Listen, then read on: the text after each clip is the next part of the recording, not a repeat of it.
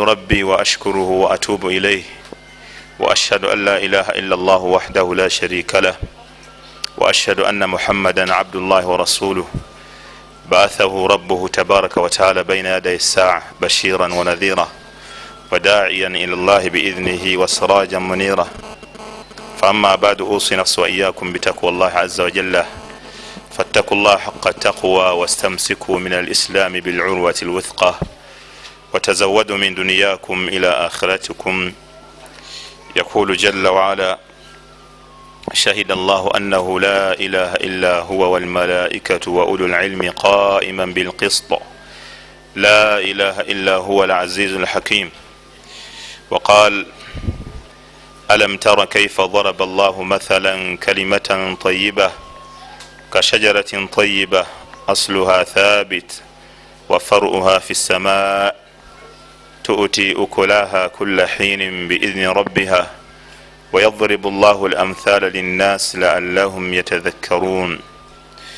وقال بأبي وأمي هو عليه الصلاة والسلام في حديث عمر بن الخطاب رضي الله عنه: إني لأعلم كلمة لا يقولها عبد حقا من قلبه أو صدقا من قلبه فيموت على ذلك إلا حرمه الله على النار لا إله إلا الله.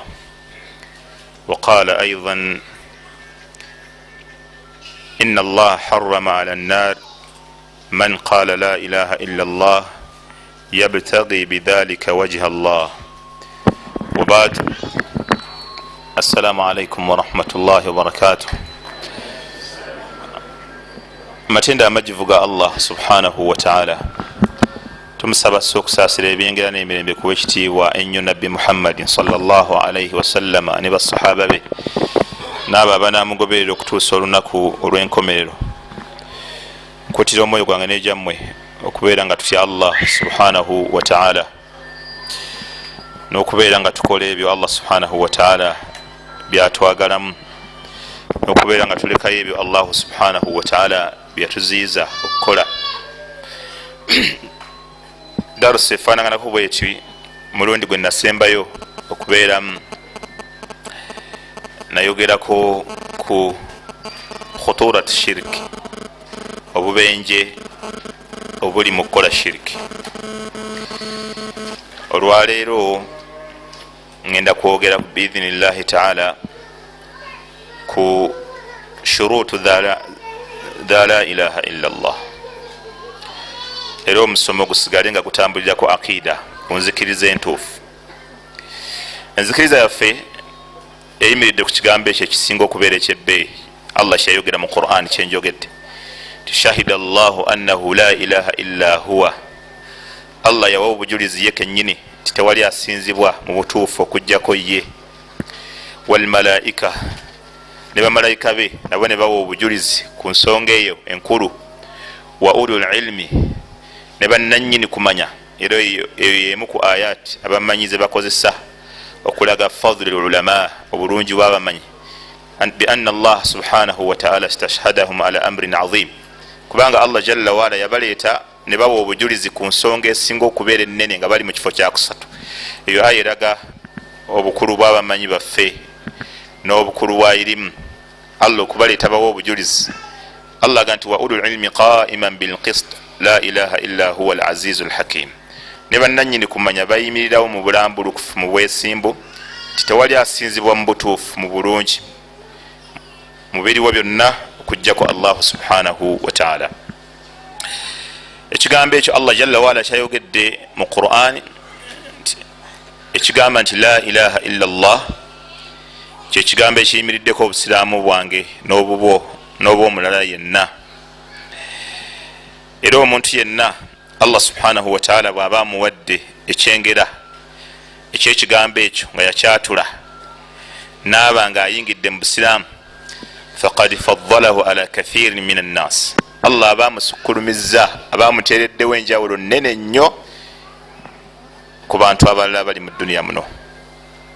era ekigambo ekyo olw'obukulu bwakyo n'obulungi bwakyo Allah yakyogerako mu ssuula endala, suratu Ibrahim.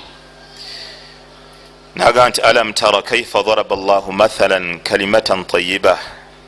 Tolaba Allah subhanahu wa ta'ala yatuwa ekyokulabirako mu bulungi bw'ekigambo kya la ilaha illa Allah nti kiringa omuti kashajaratin tayyiba asluha thabit wa faruha fi samaa. Ekigambo la ilaha illa Allah kiringa bwolaba omuti ng'omuti munywevu bulungi nnyo ekikolo kyagwo mu ttaka nga kibuyaga ne bwabazza ate tasobola gusuula, tasobola gukuŋŋuuza nagukuŋŋuusa n'agutwala gyayagala olw'obunywevu bwagwo. Ate ng'omuti ogwo wa faruha fi samaa ng'amatabi gaagwo geetadde bulungi mu bbanga amakulu nga guliko n'ekisiikirizo oli ayagala okuwummula asobola okugenda n'awummula.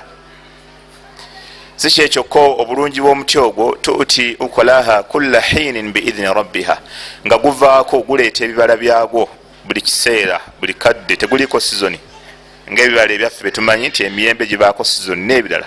Naye Allah yaga nti ekigambo la ilaha illallah obulungi bwakyo kiringa omuti bwolaba nga buli kiseera guliko ebibala olw'obuyinza bwa Allah. wayadribu llahu lamthala linnasi laallahum yatadhakkarun. Allah akubira abantu ebifaananyi ebifaanaganaku bwe bityo babeere nga bajjukira, babeere nga beebulirira. Ekigambo la ilaha illallah obulungi bwakyo obukulu bwakyo ye afdalu dua wa afdalu dhikr.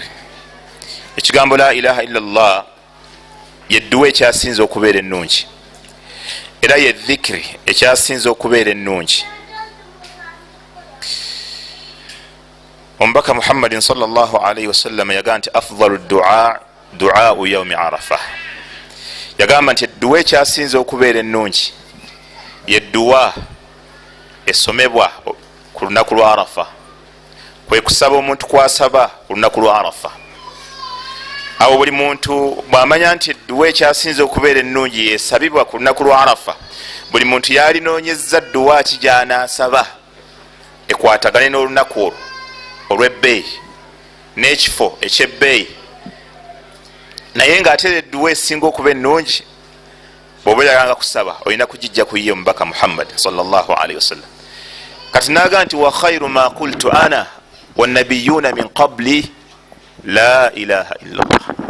Nabbi nagamba nti naye edduwa ekyasinza okuba ennungi nze gye nayogera, gye nali nsabye, gye nali nkozeseza ku lunaku lwa arafa nga ne bannabbi abansooka gye bakozesa, yagamba la ilaha illallah. Kigambo la ilaha illallah kyeyakozesanga kyeyaddingananga ku lunaku lwa arafa. Muntu ayinza okubuza eyo dduwa, naam eyo dduwa, olwokuba edduwa zawulwamu emiteeko ebiri, duau libada wa duau lmasala. Kati eyo duau libada, duau lmasala yoga nti ayi Allah mpa kino, ayi Allah mpa kino, ayi Allah mpa kino, eyo nayo duwa. Nabbi nalaga nti edduwa ekyasinza okubeera ennungi ye gye yakozesa ne bannabbi abamusookawo yeeyo. Ekigambo la ilaha illallah omuntu yenna Allah bw'amuwa ekyengera n'akyogera n'akyatula n'ayingira mu busiraamu.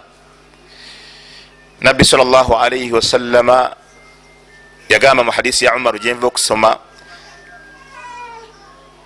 nga Umaru hadithi eyo sahabi omulala yagimujjako Uthman naye n'agyogera. Mbaka yagamba inni la a'lamu kalimatan, yagamba nti nabbi nze mmanyiyo ekigambo la yaquluha abdun sidqan min qalbihi, omuddu tayinza kukyogera nga byayogera byakakasa ne mu mutima gwe. Eyo hadithi erimu okutegeeza nti waliwo abantu bangi bayogera la ilaha illallah naye nga bye bayogera si bye biri munda mitima gyabwe.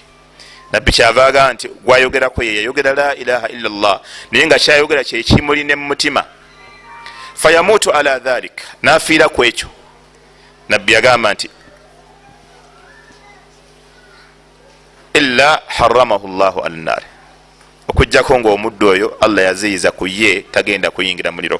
Bwe yamala n'ayogera ekigambo ekyo n'agamba la ilaha illallah, kyekigambo la ilaha illallah. Ekigambo la ilaha illallah kizito okusinga eggulu n'ensi n'ebirimu okujjako Allah subhanahu wa ta'ala. waliwo hadithi Sheikh Albani yakinafiya Imam Ahmad inagamba nti abajogera bazito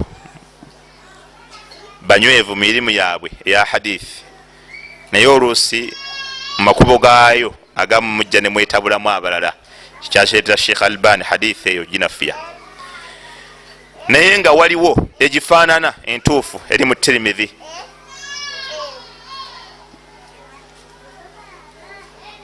Nabbi Musa yasaba Allah namugamba nti ayi Allah alimni njigirizayo kalimatan ekigambo kyonna adhkuruka biha wa ad'uka biha mbeere nga kyenkozesa mu kwogerako ne mu kusaba. Allah namugamba nti ya Musa qul la ilaha illa Allah, owange Musa gamba nti la ilaha illa Allah. Musa nagamba nti ya Rabbi njagala kunjigiriza kigambo akhtasani bihi mbeere nga neyawulidde nakyo nga nze nkikozesa nzekka. Allah namugamba nti ya Musa qul la ilaha illa Allah, gamba la ilaha illa Allah. Allah namugamba nti law anna as-samawati as-sab'a, senge eggulu omusanvu, wa amirahunna ghairi, n'abalimu abakola mu ggulu ng'ogyeko nze Allah, wal ardina as-sab'a fi kiffa wa la ilaha illa Allah fi kiffa malat bihinna la ilaha illa Allah. Nti senga ekigambo la ilaha illa Allah bakiteeka ku saidi ya minzaani emu, eggulu n'ensi n'ebirimu byonna ne babiteeka ku saidi ya minzaani la ilaha illa Allah byonna ebiwewula. Hadithi esinga okuba entuufu ya Tirmidhi, Nuhu alayhi salatu wassalam yagamba omwana we nti amuruka bila ilaha illa Allah, mwana wange nkulagira ekigambo la ilaha illa Allah. Olwokubanga ekigambo la ilaha illa Allah la wudi'at fi kiffa, senga kiba kiteekeddwa ku minzaani, wassamawati as-sab'a wal ardina as-sab'a fi kiffa rajahat bihinna la ilaha illa Allah. Senga baba bakitadde ku minzaani neggulu n'ensi ne babiteeka ku minzaani saidi endala mu kibatu la ilaha illa Allah ebisinga obuzito. Era ku lunaku lwa qiyama waliwo hadithi abamanyi bakazaako hadithul bitaqa, omuddu bagenda kumuleeta nga byakola bingi ebyonoono, ng'ebirungi bye biwewuse nga bitono nnyo. Allah amubuuze nti okyayinayo akalungi akayinza okukutaasa? Omuddu agambe nti sikyayinayo. Bamugamba nti tokyayinayo konna ne bwonoonya, aga nti sikyayina, mpeddeyo. Bamugireyo bitaqa ng'ewandiikiddwako ekigambo la ilaha illa Allah. Omuddu yeebuuze nti Allah la ilaha illa Allah yinza kukola ki ku bino ebyonoono byennina? Nabbi sallallahu alaihi wasallam yagamba bagenda kuteeka la ilaha illa Allah kaadi eyo eya bitaqa ku saidi eriko emirimu emirungi, emirimu emibi gyonna giwewuke, abeere ng'omuddu oyo Allah subhanahu wa ta'ala amuyingiza ejjana. So ekigambo la ilaha illa Allah ebyo byonna binakulaga buzito bwakyo. Omuntu kyovula bw'aba amaze okukyogera fakad haruma maalu wa damu illa bihaqqi al-islam au bihaqqi. Omuntu yenna yayogera la ilaha illa Allah tattibwa, tatemulwa watali nsonga, emaali ye tetwalibwa, tezanyirwako, okujjako ng'alina kyakoze ekimukakasisaako okutwala emaali ye oba okumutta. Naye omuntu yenna bw'amala okugamba nti la ilaha illa Allah tattibwa. Kimanyikiddwa sahabi eyafunza omusajja nga bali mu lutalo, omusajja amaze okukola ebikolobero ku basiraamu bangi basse, naye bwamufunza n'agalula ekitala amuteme, omusajja n'agamba nti ashhadu an la ilaha illa Allah, nkakasa nzikiriza nti wali asinzibwa okujjako Allah subhanahu wa ta'ala. Faqatalahu, sahabi n'amutta, n'amutemako ensingo. Bwe bamala okudda banyumya ku bibadde mu lutalo, batuuka ne ku oyo ti omusajja afunzizza omusajja n'amuggyako ensingo. Nabbi sallallahu alaihi wasallam n'amubuuza nti aqataltahu ba'da an qala la ilaha illa Allah, omusajja omusse ng'amaze okugamba nti la ilaha illa llah omusse sahabi nasirika Osama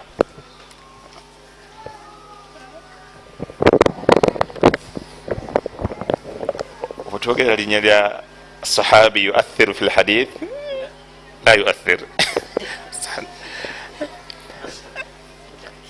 mashallah sahabi wa nabbi wambuuza nti aqataltahu ba'da an qala la ilaha illa llah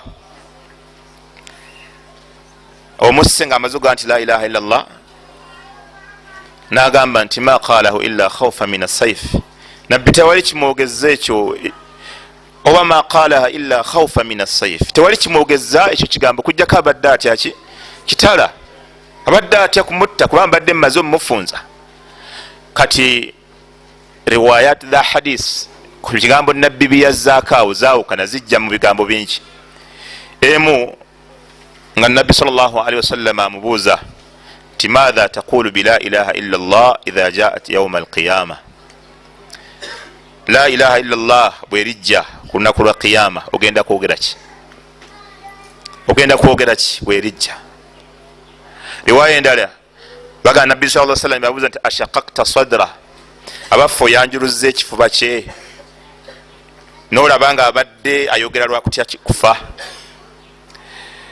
abalala bagamba nti nabbi sallallahu alaihi wasallam yamugamba nti kusaawa eno gwoli mu kifo kye ye yali mu kifo kyo sahabi agamba nti yegomba nti senga tasiramukangako olubereberye olunaku olwo amakulu omuntu yenna bwagamba nti la ilaha illa llah tattibwa watali musango ekyo ekigambo kimutaasa okumutta kadhalika kuntum min qablu famanna allahu alaikum fatabayyanu allah yagamba basahaba nti bwe mutyo nammwe bwe mwali allah n'abagonnomulako ekyengera nolwekyo mwegenderezenga omuntu tattibwa tatwalibwako mumaali ye olw'ekigambo ekikulu kyayina la ilaha illa llah la ilaha illa llah baddu ba allah tabaraka wataala erina obulungi obwo bwonna bwenjogeddeko nti ye dhikiri esinga ebbeeyi yedduwa esinga obulungi egenda kuziyiza omuntu okuyingira omuliro era bwotunulira hadithi ate eya abi dharri omanya obukulu ate obwa la ilaha illa llah okusingako watoba nebyenjogedde ebisinga kubanga nabbi sallallahu alaihi wasallam mu hadisi yagamba nti man qala la ilaha illa llah omuntu yenna bw'aliyogera nti la ilaha illa llah man shahida an la ilaha illa llah omuntu akakasa nti allah ali omu wa anni rasulullah nakakasa nti nange ndi mubaka wa allah wa anna isa bna maryama abdullahi wa rasuluhu wa kalimatuhu alqaha ila maryama wa ruhun minhu nakakasa nti ne nabbi isa kyali kigambo allah kiyassa obussa ku maryam era gwali mwoyo ogwakka maryam nakakasa waljannatu haq wannaaru haq tejjana gyeri yamazima n'omuliro gyeguli gwa mazima nabbi yagamba mweyo hadith nti adkhalahu llahu aljanna ala ma kana min alamali hadisi eri mubukhari ne muslim allah agenda kumuyingiza ejjana okusinziira ku mirimu gyali baalinawo hadisi eyo erimu akabenje akamaanyi ennyo kekaddakaawo kubanga abidharri yabuuza nabbi nti wa inzana wa insaraka nabbi namugamba nti wa inzana wa insaraka ne bwalibeera yabbako ne bwalibeera yayenda nabbi namugamba ne bwalibeera yayendako ne bwalibeera yabba nakimubuuza emirundi esatu nabbi kugwokusatu namugamba nti wa inzana wa insaraka ala ragami anfi abidharri ne bwalibeera yayendako ne bwalibeera yabba ne bwalibeera alina ekirala kiyakola ekitajja mu magezi go gwa abidharri abala bagamba ne bwalijja nga omubanja yakutemako ennyindo alimuhimu hadithi teragira kwenda wadde okubba wabula hadithi yali eyogera ku bantu abakola ebyo naye ne beenenya ne bafa nga tebakyavunaana bwenzi na bubbi naye olw'obukulu bwa la ilaha illa llah nekino kankyogere waliwo abantu abagenda okujja ku nnaku lwa qiyama nga bafa balina amazambi ge bakola nga tebeenenyezza naye nga baali basiraamu balina la ilaha illa llah entuufu batuuke mu maaso ga allah babeere tahta mashiati llah wansi wa kusalawo kwa Allah n'amazambi gaabwe.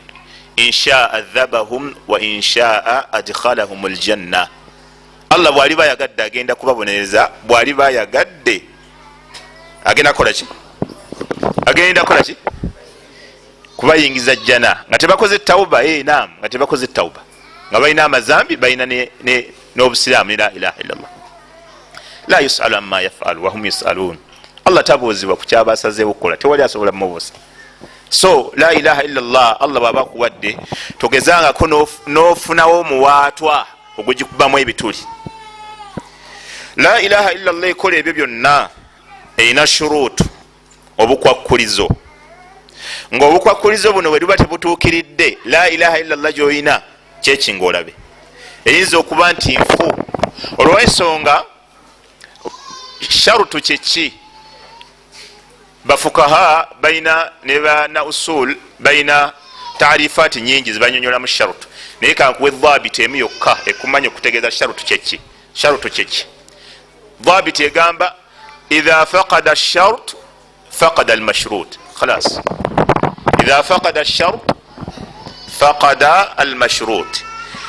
Kyekintu kyonna kasobola banga tekibaddeewo nga nekiri ekyakulaalikibwako kukolebwa tekiteekwa kukolebwa. Ekyokulabirako ng'okufuna wuzu, eyo sharut min shuruti sihhati ssala, laisa kadhalik. Okufuna wuzu kakwakkulizo mu bukwakkulizo obutuusisa ki, essala. Bw'oba tofunye wuzu, essala tekola ki. Wakadhalika libas, n'okwambala. Omuntu bw'ajja n'ayimirira wano ng'ali bukunya nga bwe yazaalibwa, atayinaako lugoye, tumugamba alindako kusaala mala kwambala, kubanga eswala tejja kutuuka nga toyambadde. Wakadhalika istiqbalu qibla, okwolekera qibla. Omuntu bw'aba amanyi nti qibla kiri eno ate yinaayimira mu muzikiti n'asaala ng'atunudde eri, tumugamba essola nfu, kubanga gy'otunudde si gye tuteekeddwa okutunula nga tusaala. So ne buno obukwakkulizo bwe buba tebutuukiridde, la ilaha illallah omuntu gy'alina eba nfunga essola weefa. Akakwakkulizo akasooka, alilmu bimaanaha nafyan wa ithbaata. Omuntu oteekwa okumanya amakulu ga la ilaha illallah eno gye nayogera etegeeza ki, biki byegaana, era biki la ilaha illallah byenywezaawo. Famathalan, la ilaha illallah eyimiridde ku mpaji bbiri. Esooka nafyu, okugaana, olina byogaana, n'ogamba nti la ilaha, tewali kisinzibwa mu butuufu mu biriwo byonna, yempaji esooka eya la ilaha illallah. Ekyokubiri n'omanya la ilaha illallah kikyenywezaawo, enywezaawo asinzibwa mu butuufu, n'ogamba nti illallah, okujjako ani, allahu subhanahu wataala. Era ekyo allahu subhanahu wataala kyeyatulagira mu Quran, naga nti fa'alam annahu la ilaha illa, fa'alam annahu la ilaha illa Allah, fa'alam annahu la ilaha illa huwa wastaghfiru lidhanbik. Manya nti tewali asinzibwa mu butuufu okujjako Allah, kyoba osooka okumanya. Era omuntu yenna ne bwaba muyivu atya, ng'okumanya kwe yayiga tekumusobozesa kutegeera Allah, wallahi aba aviiriddemu awo. Kyova olaba la ilaha illa Allah, subhanallah, olw'obukulu bwayo nekino kankyogere, omuntu yenna bw'afa ne bwaba abadde afaanana atya, tasabirwa musiraamu kasita aba afudde nga talina la ilaha illallah. Omuntu yenna ne bwaba afaanana atya, ne bwaba alina ekitiibwa kifaanana kitya, naye ng'afudde nga talina la ilaha illallah, tetumusabira. Kubanga gwe weebuuza ogenda kumusabira naki, okujjako ng'ogenda okukola khiyaana ey'emirundi ebiri oba ogumu ku ebiri. Kubanga taata wa nabbi omuto, nabbi sallallahu alayhi wasallama, yafubako nnyo amuyingiza obusiraamu, n'atuuka n'okumulumba okugenda waali nga waliwo abantu batono nnyo abaali beetolodde omusajja oyo, n'amugaa nti ya ammi qul la ilaha illa Allah kalimatan ashhadu laka wa fi riwaya uhaju bika inda Allah yawma alqiyama. Nabbi n'agamba taata w'omuntu nti tata kul gamba la ilaha illa Allah, kigambo ekyo la ilaha illa Allah kalimatan, kigambo ekyo bonoba okyogedde ashhadu laka inda Allah, ngenda kuwolereza ebisigadde ku lunaku lwa kiyama bindekerewa Allah, ngenda kuwolereza. Musajja n'atunulira mutabani we naga nti bwenkyogera essaawa eno bajja kulowooza nti ntidde kufa bano abakuraishi, naga nti huwa ala millati bani Abdul Muttalib, nasalawo naga afiridde ku nkola ya bani Abdul Muttalib. Mbaka sallallahu alaihi wasallam nafuluma nadda mu lujja nagamba la astaghfiranna laka ma lam unha anka, ngenda sigala nga nsaba Allah kusonyiwa ebbanga lyennamala nga sinnaganibwa. Allah namugana, Allah naga nti ma kana linnabiy walladhina amanu an yastaghfiru lilmushrikina walau kanu uli qurba min ba'di ma tabayyana lahum annahum ashabul jahim.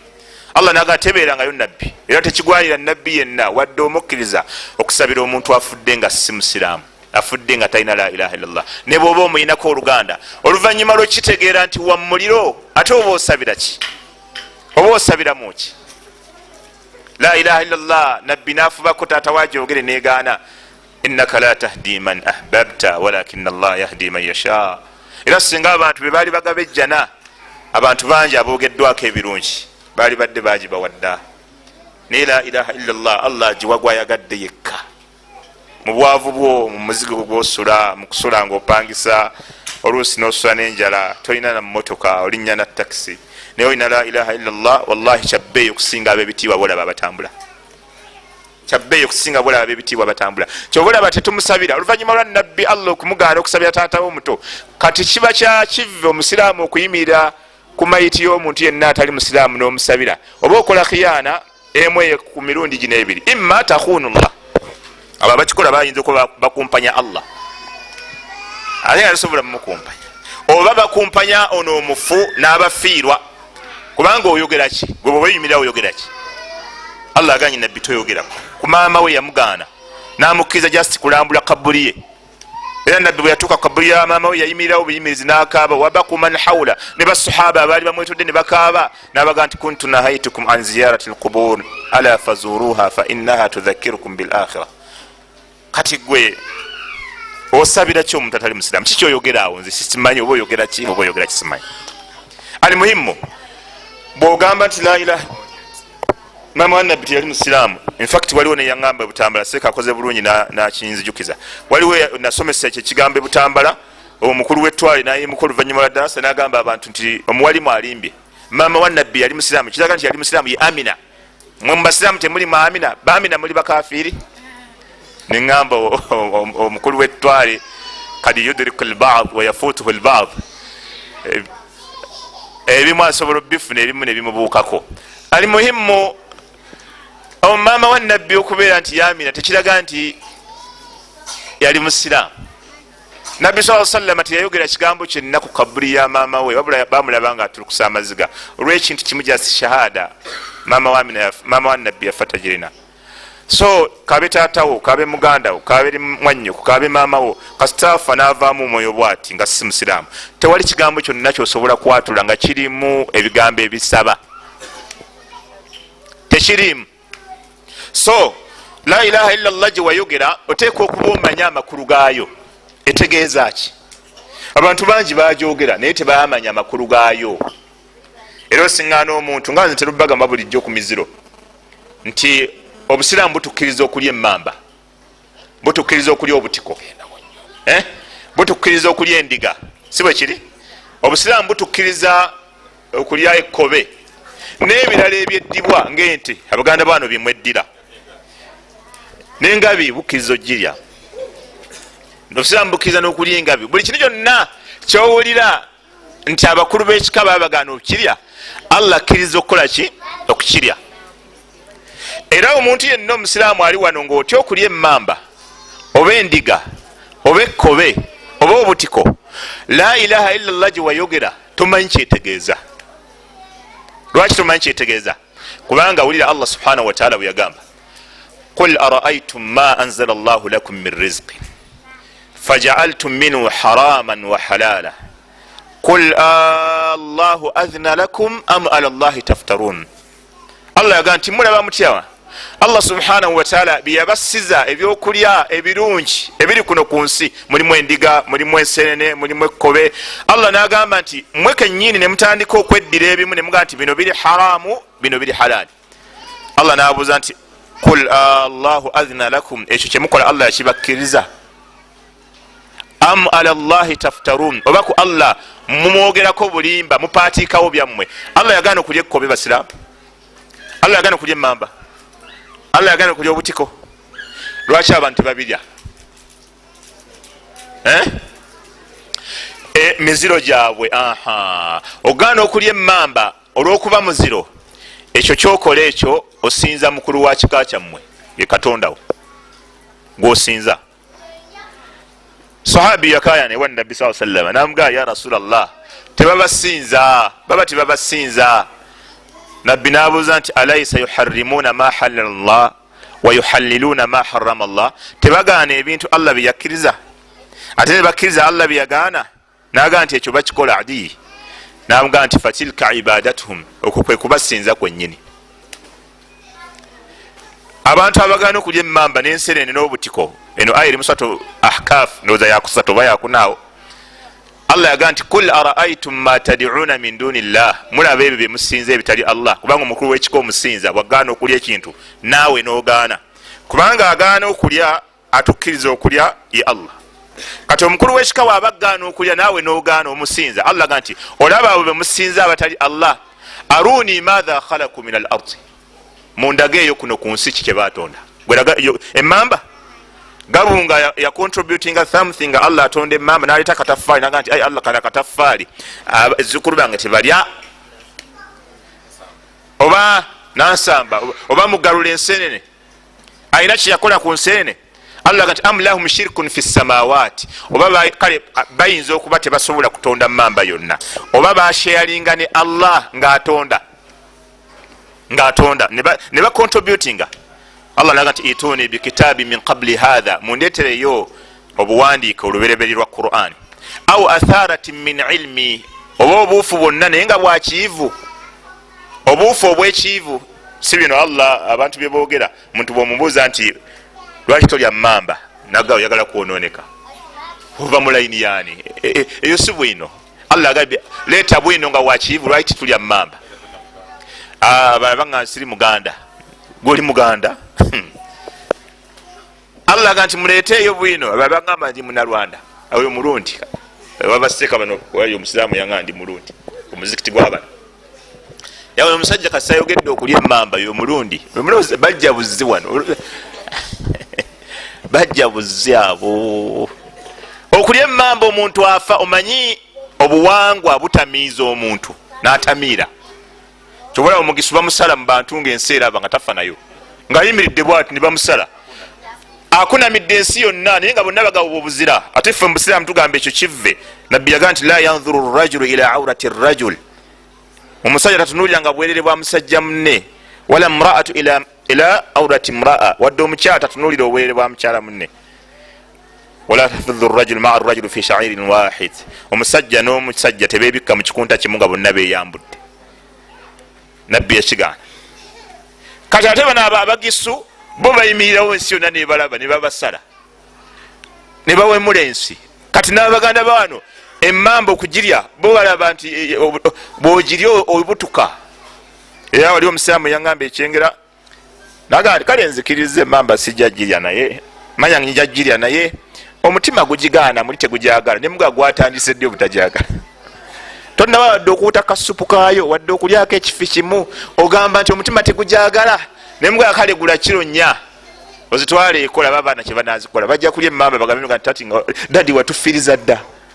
Naye tonnaba nakulyako ngamba omutima tegujagala, senga oliddeko ne gutajagala, awo hukumu ndala. Naye tonnalyako, tunayawula tutya okweziyiza kw'olina kuli okwa jahiliya nakati okuba nti tojeziyiza lwakuba omutima tegujagala. So abantu bangi bagamba la ilaha illallah tebamanya kikyetegeeza. La ilaha illallah ikukkiriza okulya omuziro gwo, era kasita oguyita omuziro gwo ntogulya, la ilaha illallah tomanyi kyeyategeeza. Ye ate we bituuka okufumbirwa, nga gwe matovu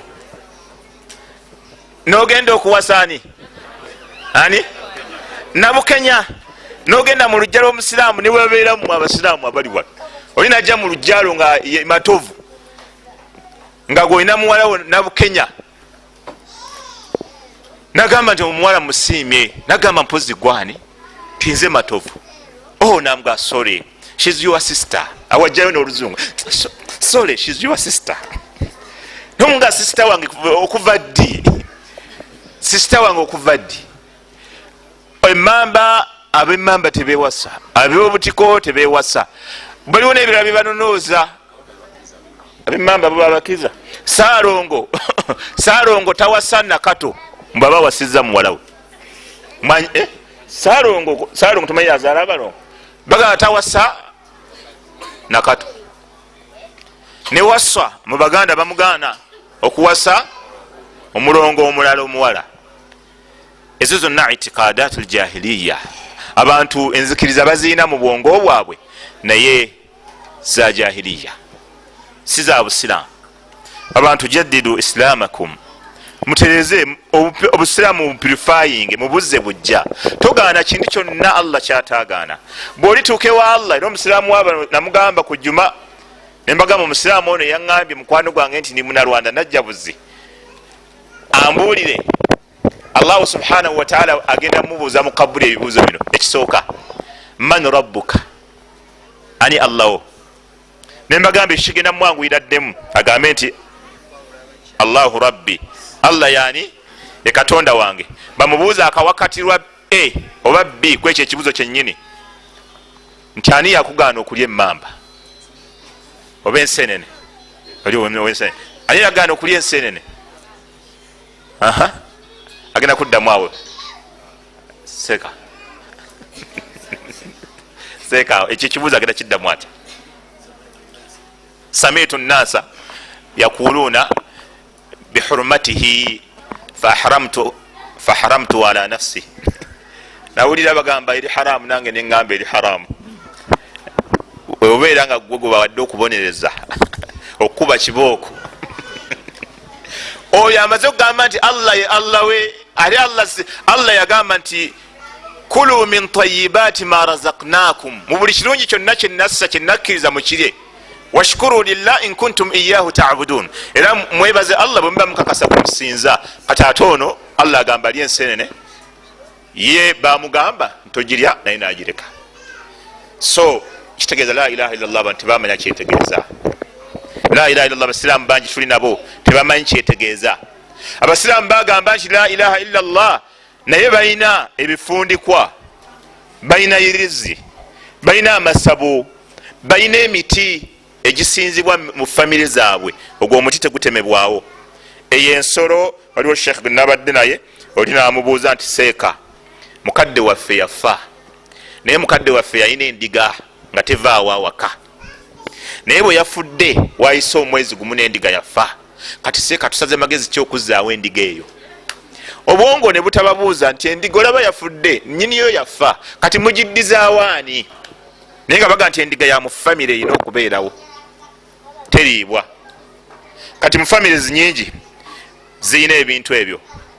Osiŋŋaana omwana omuto alinga myaka 5-6 ng'ebyokukola bya famire yaabwe byonna biri ku oyo era nga bwajja mu famire bonna bayimuka ne bagamba omukulu azze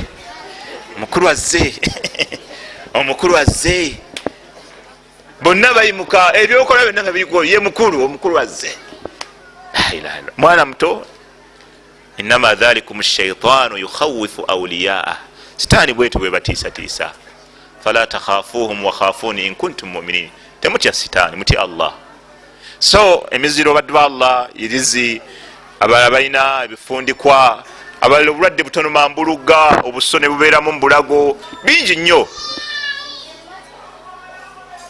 Man ta'allaka tamimatan fala atamma Allahu lahu irizi kasogisiba Allah tagenda tutuukiriza kyogisibidde.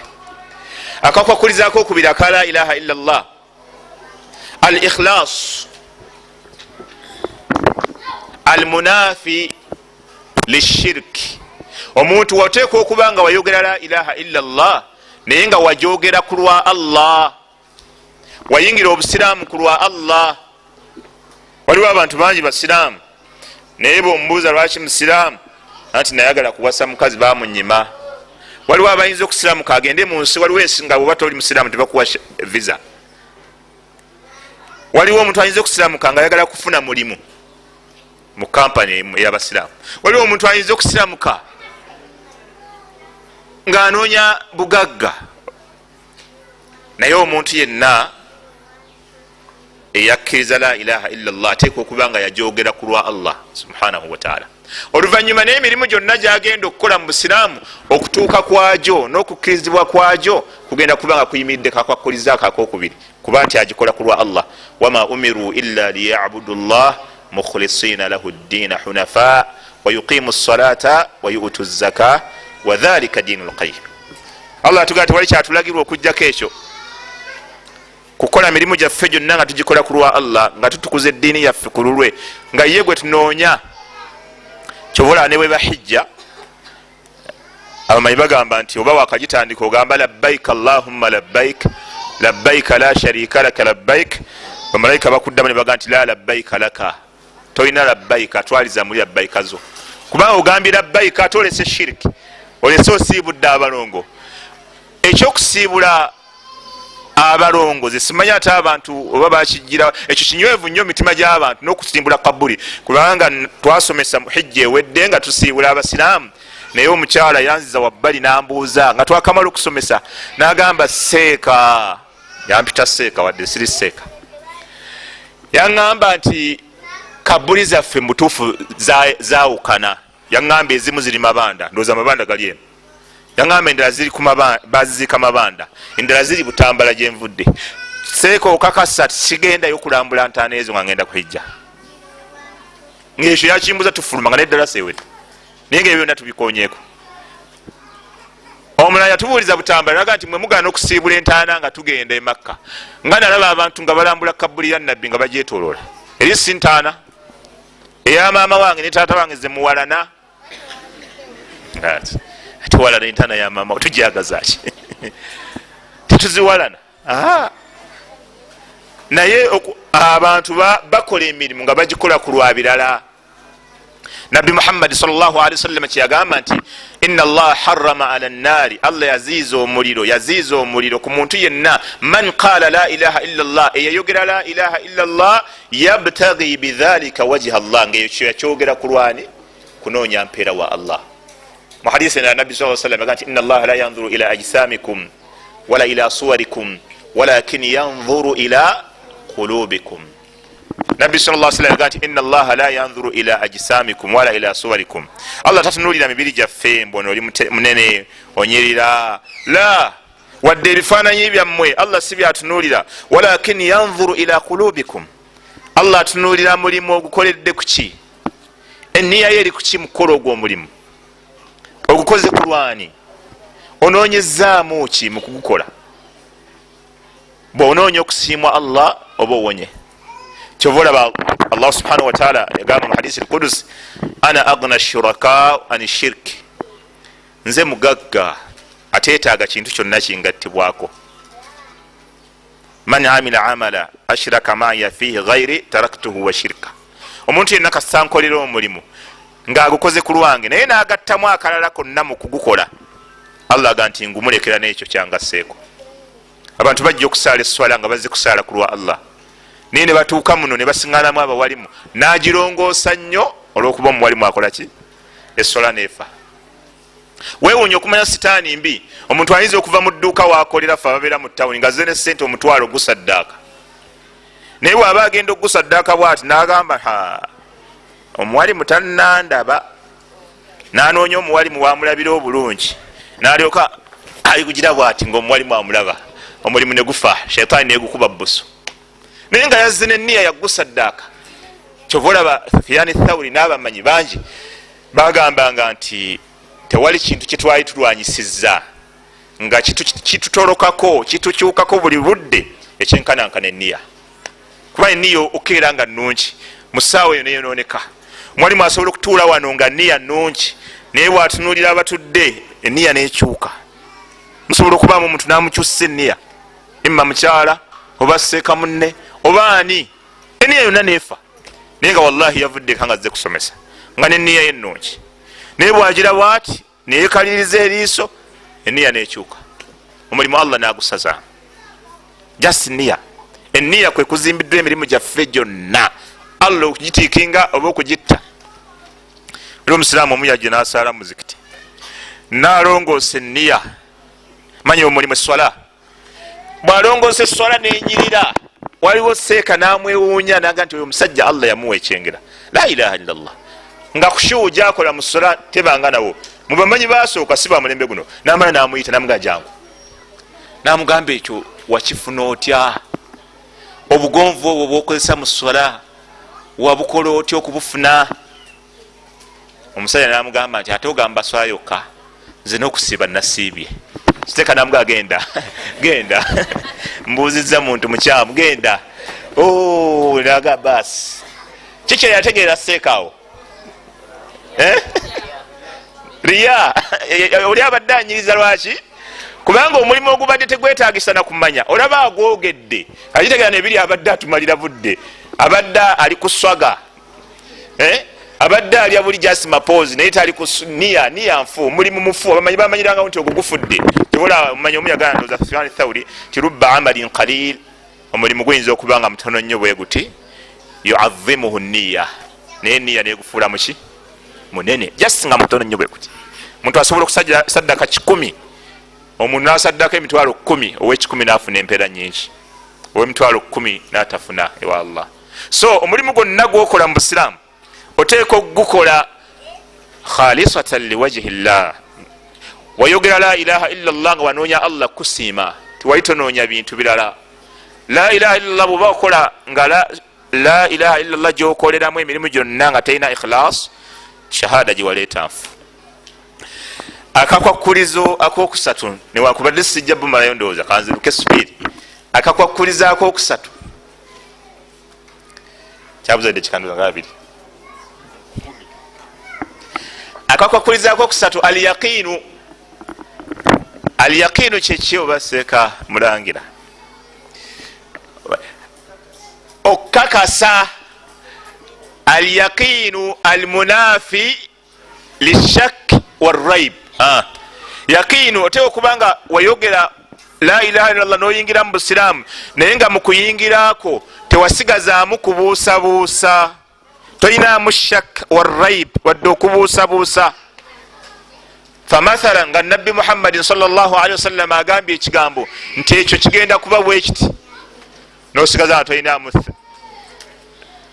kakunkuna konna omubaka muhammadi sallallahu alaihi wasallam yagamba lumu basahaba nabagamba nti mumanyi abasajja bagenda kutulumba naye nga bali mu bibinja na bibinja bagenda kwekuŋŋaanya mu bungi batulumbe naye nabakubiriza okunywera naki ekiseera bwe kyatuuka abasajja ne bajjira ddala ne bekuŋŋaanya mu bungi ennyo ne wavaawo omusajja omu najja agamba abakkiriza nabaga nti inna nnasa kad jamau lakum fakhshawhum bannanga abantu bonna bakuŋŋaanye dda bonna babalumbye mwetegule ekintu mukiveemu abakkiriza abaali bakakasa nabbi bakola ki fazadahum imanan bo beyongera buki bukkiriza mu suratu ahzab Allah aga nti falamma raa almu'minuna al ahzaba abakkiriza abannamaddala bwe bamala okulaba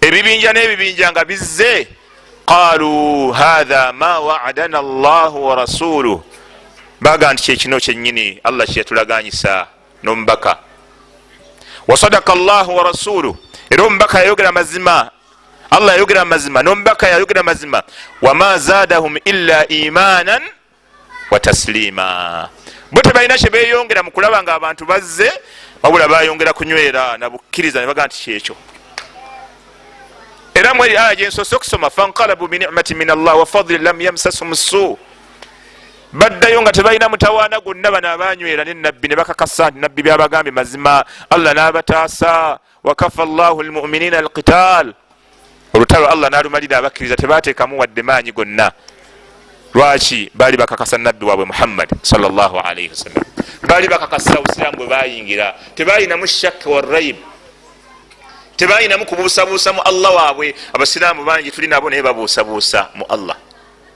Asobola okulwaza omulwadde n'amutambuza mu bifo byonna n'agaana, n'amuzza awaka n'agaa nti kati ali ku bwa Katonda. La ilaha illallah. Kati obwedda buli ebbanga liri lyonna abadde ku bwani nakati ali ku bwa Katonda. Bamuzizza ku ewa Katonda, kati bamuwaddeyo ewa Mungu. Naye wali wonna babadde tebakkiriza, bakyagezaako. Tokyagezaako munnange, lubaala embeera nga n'embiro kootadde. Tumale okugezaako binaagaana bwanyi. Balina shakka, balina raibi mu Allah waabwe subhanahu wa ta'ala.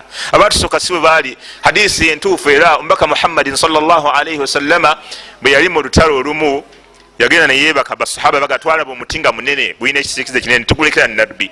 Guno tuguleke nabbi abaawummuliraawo. Nabbi bwawummulirawo n'addira ekiso kye n'akitema waggulu ku muti bw'ati. Omusajja n'ajja n'akijjawo bw'ati, n'awanika ekiso n'agamba nabbi, man yamna'uka minni, essaawa zino ani ayinza okukuntaasaako?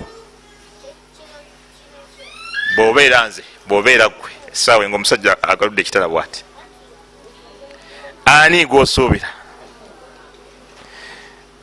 Okakasa oyinza okwogera Allah nga sika bwayogedde n'abalala. Okakasa oyinza okwogera Allah saawa eyo ng'omusajja agaludde bwanaga nti ani akuwonya essaawa zino, nga ekitala okiraba naawe nogiraba oti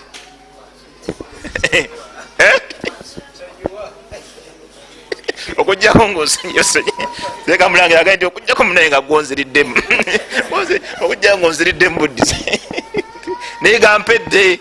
Naye nabbi saa sallama yaqiinu gye yalina mu Allah, okukakasa kwe yalina mu Allah, yagamba emirundi esatu nti Allah Allah Allah, fasaqata as-sayf min yadi ar-rajul, ekitala ne kiva mu ngalo y'omusajja ne kigwa. Fa akhadhahu rasulullahi sallallahu alaihi wasallam, nabbi naye teyali mu binnyo n'akikwata naye n'akigalula nga bw'adde akoze, n'amugamba nti man yamna'uka minni, kati ate ggwe ani akuwonya? Omusajja yagamba kun khairan akhidhi, beera omuntu akwata obulungi ensonga ebintu bikwate bulungi ebintu bikwate bulungi munnange. Nabbi saa sallama omusajja amwegayira babikwata kisajja kikulu. Nabbi saa sallama n'amugamba nti atashhadu an la ilaha illa Allah wa anni rasulullah, okkiriza ku ssaawa eno nti Allah ali omu era ndi mubaka we? Laba bannaye ekigambo la ilaha illallah we natandikidde okubalaga nti hiba Allah akiwa gwayagadde. Omusajja laba essaawa eyo waali yagamba nti la, ekyo sikkiriza, la ilaha illallah. Awali nabbi yenyini yamukolako daawa, amugamba siramuka, amugamba yatula la ilaha illallah, namugamba nti la, nedda, walakin uahiduka, naye nkola naawe endagaano, alla uqatilaka, sigenda kukulwanisa obulamu bwange bwonna, wala akun ma ahadin yuqatiluka, siriddayo kubeera na muntu yenna kasaaliba nga ajja kulwana naawe, ekyo sirikiddamu. Naye ebirala la ilaha illallah ayibe tubireke tukole ebirala. Nagaana okuyingira obusiraamu. Kinabaga nti Allah gwe bwakuwa shahada, yakhi weebaze Allah ogaa nti alhamdulillah alladhi bini'matihi tatimmu salihat, oba alhamdulillah wakafa bih min an-ni'am wakafa biha min an-ni'am. Baddu Allah tabaraka wa taala, la ilaha illallah omuntu agirina ateekwa okubanga yakakasa, ayina yaqin. Bweba toyina yaqin tokakasa Allah, tokakasa musiraamu. Abantu baganye basomye rukuya ez'enjawulo ne bagaana okuwona, naye ng'ekibalemesezza okuwona kintu eki, bino byennyini abikozesanga tajiriba, jasi agezesa alabe. Era kyobola Sheikh Islam Ibn Taymiyyah yagamba nti innama shifa fi istighfar wal yaqin, yagamba nti ekiyitibwa ashifa Allah okuwonya omuntu ng'akozeseza rukuya, omuntu oyo alina okuba nti yeegayirira nnyo Allah, kyekisooka. Ekyokubiri ng'akakasa. Era kyobola ne mu shuruutu za rukuya entuufu esatu mulimu okubeera nti omuntu ono asoma akakasa nti ye si yawonya, wadde byasomye si bye biwonya, wabula agenda okuwonya omulwadde yani ya Allah subhanahu wa ta'ala, ye yaqin. Akwakwakulizaako okuna oba oli awo kenasembyayo obudde nange bwannema obula nabusalada seeko obula nabusalada sarudan mashallah. Akakwakulizo tewali seeka alina kisa ayinza kunyongera ddakiika ze nampaka 2 anyaddako. Oh mashallah ate gwomwanjuzi oddako otya emusoddako otya tolina kusomesa mweno ddalasa. Akakukulizaako okuna almuhimu ebyaseeka tubireka. Akakukulizaako okuna almahabbatun almahabba oteekwa okuba wayogera la ilaha illa Allah naye nga wajogera naki nakwagala. Oyagala ki? Oyagala Allah, oyagala omubaka, oyagala eddiini yo, oyagala n'abasiraamu. Kasooka embuze ku kyabasiraamu ddala abasiraamu ennaku zino twagalana la ilaha illallah. Akakwakulizo kanene ku la ilaha illallah. La ilaha illallah omuntu ayajogera ateekwa okuba nga ayagala Allah, akakasa ayagala Allah, akakasa ayagala eddiini, ayagala omubaka, talina kyakubamu bituli mu ddiini. Abantu nga bakubye ebituli mu ddiini, nga bakubye ebituli mu bawalimu, nga bakubye ebituli mu Qur'an, nga bakubye ebituli mu hadisi za nabbi. Hadithi emu yokka bwetyo gigamba omusiraamu ajjayo oluzungu lwonna n'alumalayo. By the way, otherwise as you know lather nomugaa yake oluzungu lungi just hadisi emu gyegambye nabbi yagamba bwati naye nga ayagala amalayo oluzungu seka nga bwolaba omulembe ensi bwetambula. Kyova olaba Allah subhanahu wa ta'ala ganti wa minan nasi man yattakhidhu min duni llahi andada. Ne mu bantu waliwo abeeterawo ebbali wa Allah ebisinzibwa ebirala kyekibifuula okuba nti bisinzibwa. Yuhibbunahum kahubbillah, babyagalira ddala nga bwe bagalani Allah subhanahu wa ta'ala. Walladhina amanu ashaddu hubban lillah, naye abakkiriza bo basinga kwagala Allah waabwe subhanahu wa ta'ala. Imam Muhammad ibn Abdul Wahhab yagamba abantu abo wa in idda'u al-islama fakad ashraku fil mahabba. Yagamba nti abantu abo ne bwe beeyita abasiraamu naye balina shiriki owaabwe gwe bakola, shiriki ali mahabba, mu kwagala. Omuntu ekimulemezaako iriza eno eri ku mukono kujagala, omuntu ekimulemeza ku bika bye kubyagala, omuntu ekimulemeza ku kumala abalongo kubaagala. Enjalula ey'abaana ey'ekiganda, waliwo abantu abasiraamu nga mu mayumba gaabwe balina obulira babutereka. Mwebuli mayumba g'abasiraamu naye obulira mwebuli babutereka. Balinze eki? Olunaku lwe balyalula abaana babukole ki? Babuleete, babuteeke mu bakuli, bayiwemu amazzi. Obunaavaayo be baana abawaka, obunaalemerayo si bawaka. Eyo DNA ya kiganda kabulengana. DNA eyo erimu okusosola, erimu ebizibu. Abantu balina shiriki wa mahabba. Abantu lwaliro shiriki bamuterezezza. Abasajja tebakyazimba masabo, wabula kibeera kisenge nga kiri mu nnyumba, nga kisibeko kiri mu nnyumba, oli akiyingiramu yekka, kirimu abalongo, kirimu buli kintu kyonna, kisenge kya haaji, era lwagenda okukola yakiyingiramu yekka, mukyala takiyingiramu n'abaana n'abalala. Abantu bafa ne batuuka okuba nga baziikiddwa, naye nga baziikiddwa neirizi ne bagenda nazo. Waliwo omusiraamu yasalirawo ku New Park, Allah jalla waala yamugerera n'agenda n'abba. Bwabba omusiraamu yali asalira ku layini esooka, n'abba.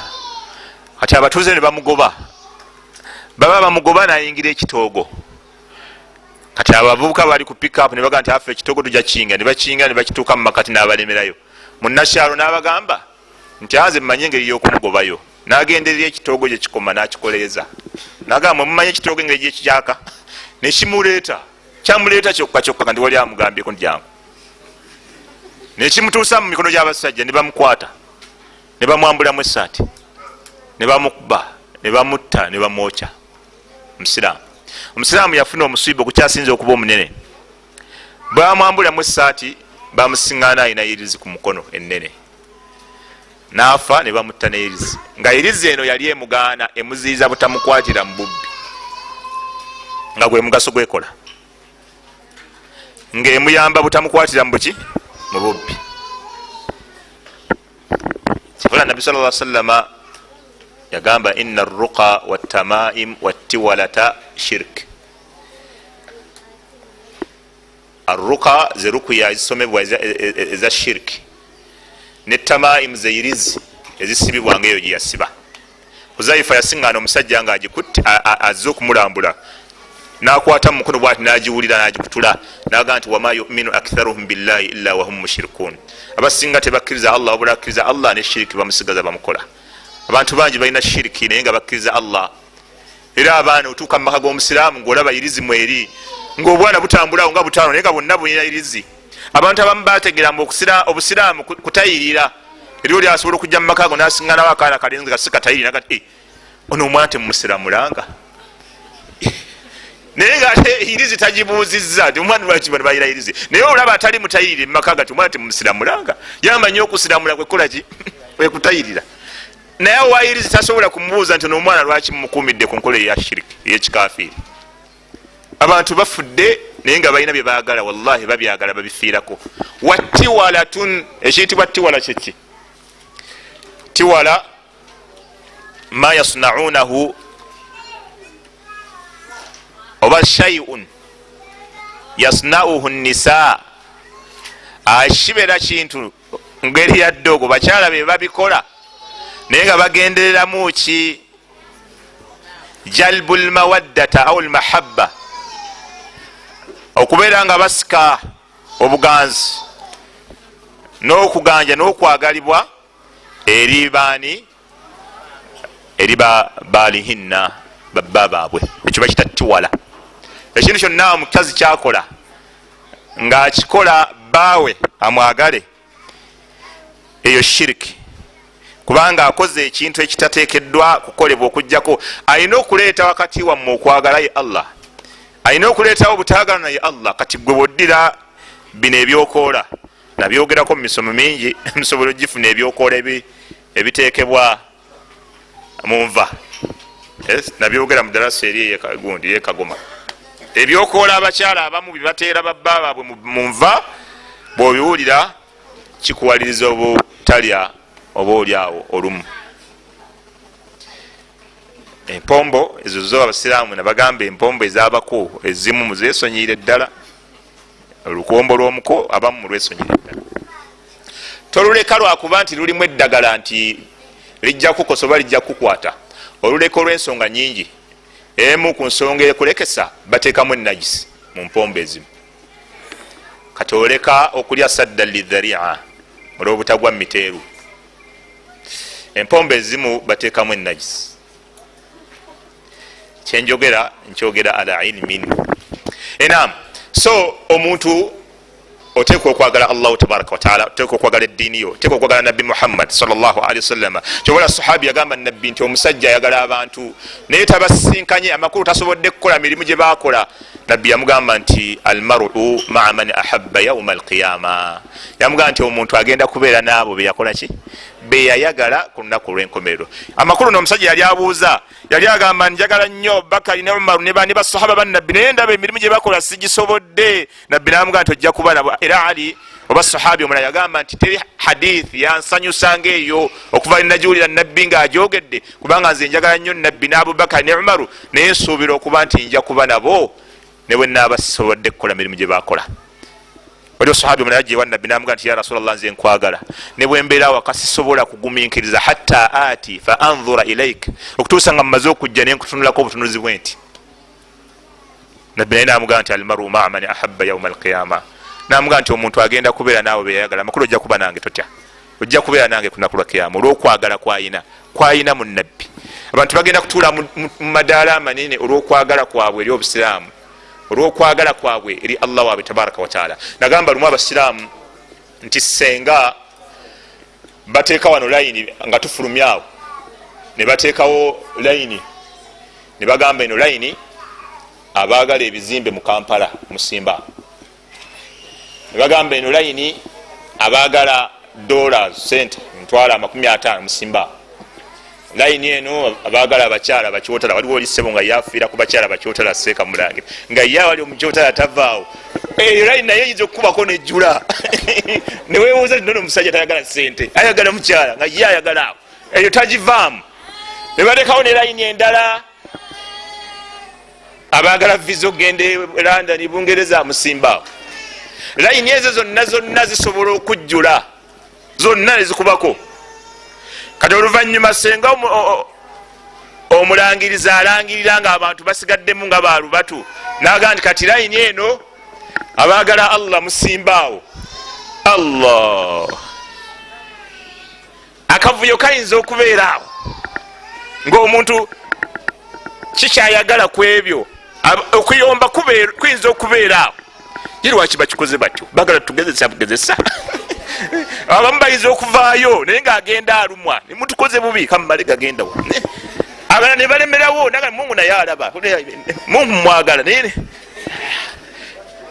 lwaki tebabigasse mbadde byonna Mungu yabiinako obuyinza abantu bayinza okutagalira awo just kino kimu gweoyagala gikusimba waawo okwagala kwokusooka n'okusembayo n'okwenkomera okakasa kuli ku Allah okakasa Allah omwaga abantu bayinza okulemera mu layini ezo abalala ne bazibirira abalala ne bakyusa ebifo naye ya Allah nebeeramu abatonotono naye basahaba bo okwagala kwabwe okusooka kwonna kwali ku Allah then omubaka waabwe Muhammad sallallahu alaihi wasallam so omuntu yagamba la ilaha illa Allah oyina okuba nti oyagalira ddala Allah oyagalira eddiini yo obwagazi obusembayo oyagala omubaka oyagala ebigambo bya nabbi Muhammad sallallahu alaihi wasallama naye watali ekyo alhalak okuzikirira abantu bagenda kufa yubathu linsanu ala ma mata alaihi omuntu agenda kuzuukira ku ekyo kyeyafiirako kyayagala abantu bafudde nga baagala waliwo oli bamugamba agenda kufa nti essaawa zino oyagala ki tukuleetere ekyosinga okwagala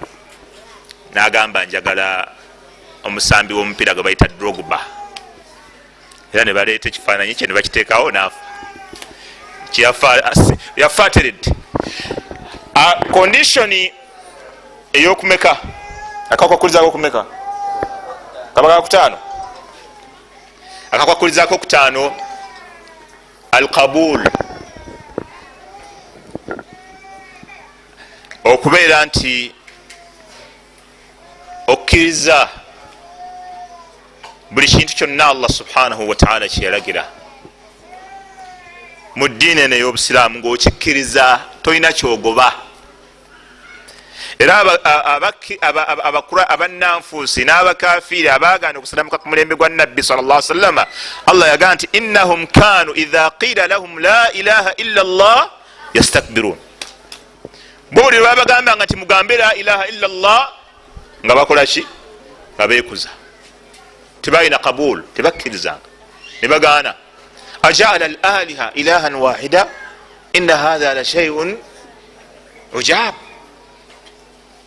katonda bonna bakatonda tubafuulemu omu wantalaqa almalau minhum an imshu wasbiru ala alihatikum inna hadha la shay'un yurad ne bagaana just istiqbal so mukkiriza oteekwa okuba olina alqabul buli kigambo kya Allah tabaraka wataala kyebagamba nga okkiriza nti ago mazima innama kana qawla almu'minina idha du'u ila allahi wa rasulihi yahkuma bainahum an yaqulu sami'na wa ata'na omukkiriza yenna buli kyebamugambe nti Allah agambe bwati nga akkiriza ng'ateeka mu nkola tazzaayo bigambo bya Allah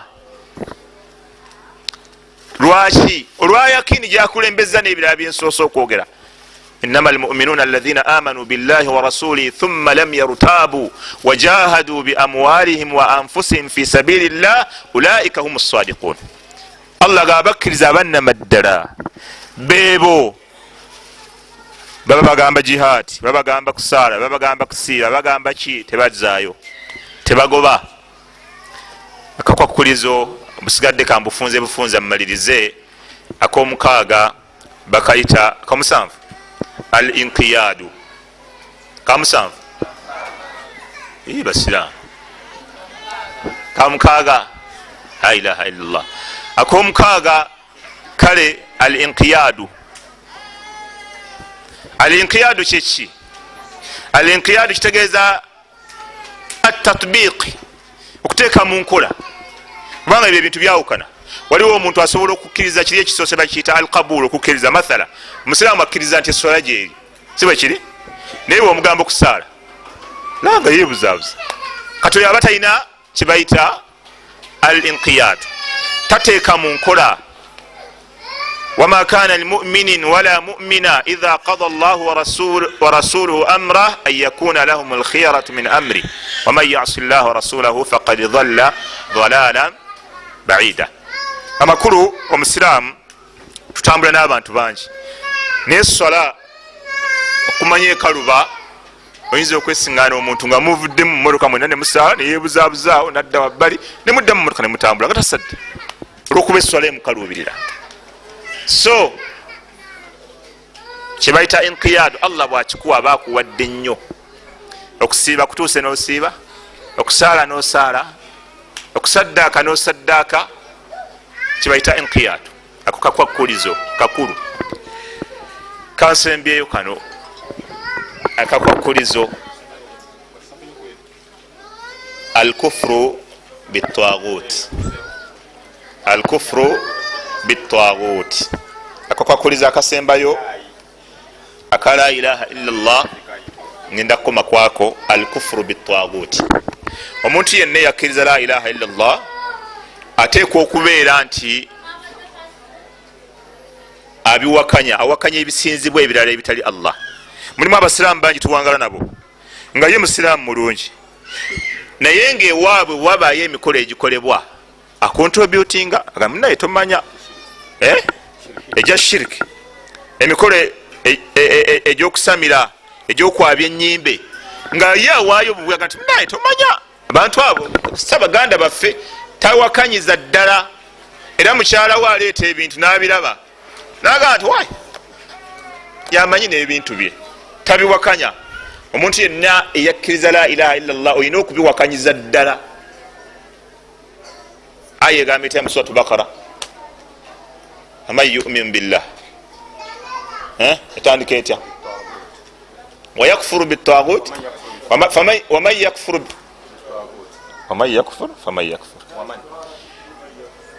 ومن يكفر بالطاغوت ويؤمن بالله فقد استمسك بالعروة الوثقى لا انفصام لها والله سميع عليم. omuntu yenna kasitawakanya taguuti ebisinzibwa ebitali Allah nakkiriza Allah, oyo aba amaze okwekwata ku muguwa omunywevu. Muguwa omunywevu gwe guluwa? Muguwa omunywevu manyi bagwawukanamuko nga bumwogedde. Abala bagamba nti ekisinga obukulu huwa al-Islam, aba yekutte ku Islam obutuufu. So omuntu yenna la ilaha illa Allah okuba nga ntuufu, buli lwolaba abantu abasamira oga kibaliko kifo, buli lwolaba aloga omanya kibaliko kifo. Waliwo jjo wenasomesezza ku Lwokuna nabagambye waliwo seeka amanyikiddwa mukwano gwange omu, wali ku Lwessalaama omusajja yakeera ku makya saawa 11:30 najja ngaavuga emmotoka n'afulumamu, najja mu mmotoka enkoko 3 ng'azisibye n'aziteeka, najjamu engoye ze zonna ze yali ayambadde n'aziteeka, najja ne mu nsawo ye omukulu wero yali ayambadde najjamu emitwalo 3 nazo n'aziteekaawo ku nkoko. Saawa 11:30 n'ayingira mu mmotoka n'agituulako ng'ali bwerere n'avuga n'addayo n'agenda. Shaitaani bwetu bwekola ekulaga ekintu kyolaba nti naawe tekikolebwa, kino kitiisa, era naawe n'okikola noga nti olaba nakoze ekyo bijja kuyitamu onakoledde ekyo. Omusajja alina amagezi. Kati bwe yakikola ekyo, seeka yali ajja, baali babiri ne imaamu wa Rayani yennyini muzikiti ogwo. Seeka omu yagati bino tubigabane. Seeka oyo yali anyumiza yennyini yaga nti natwala emitwalo egi n'esatu. Seeka warayani yatwala emitwalo 3. Ono seeka wange omulala natwala enkoko ezi. Yagaa we natuuka awaka nasala enkoko naja tinamuza nti sente ozijjeewa nga tubadde na sente nnaku zino. Enkoko 3 twali enkoko 3 nnaku 3 naye nakati tafanga. Wenadde nkyogerera ekyo waddewo seeka omulala naye nagamba nti nange mundeeba nali principal w'essomero erya ddiniya, naye ku makya nali nkyapangisa na bupangisa. nga omukyala yansabye essene ez'okulya waka nga sizirina ne mugaaka ngende nanga naye ku makya mba nzija ku subuhi nensiŋŋaanawo enkoko n'essene zaali 15 by then nagamba nakwata enkoko nengitwala wali mukatale ne bagisala bulungi nengipakinga ne mukaveera 15 nenzigulamu ettooke nembitwala waka babirya myaka nga 3 emabeka yaŋŋaana naye omukyala yagaa nti sente ozijjewa seeka naye yamubuuza naye okuva oseka nakati waali mulamu so okuva olwo n'agamba abaana b'essomero nti bwe musangawo sente muzindeeteranga era zebakwatawo bazimuleeta nazigabira abaana nazigulamu muwogo so oteeka okuba nga obiwakanya kati waliwo wano omuntu atalina yakiini byonna byonna mbyogedda naye bonnanga tomanya bintu biyinza okukwambala waliwo aziyita ebbali atya n'okubuuka westenson so baddu ba allah tabaraka wataala ekigambo la ilaha illallah kyekimiddeko obusiraamu bwange nammwe omuntu yenna n'atereeza la ilaha illallah kino kyekigambo ekikulu kyensembyayo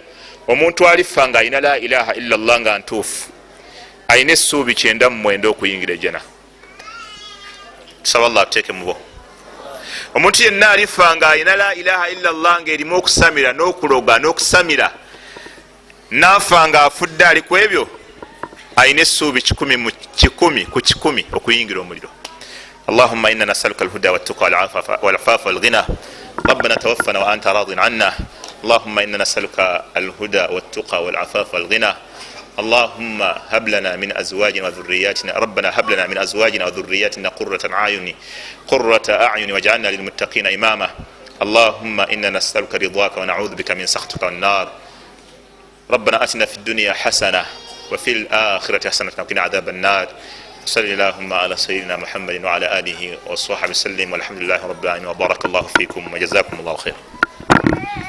وعليكم السلام ورحمة الله وبركاته. شكرا.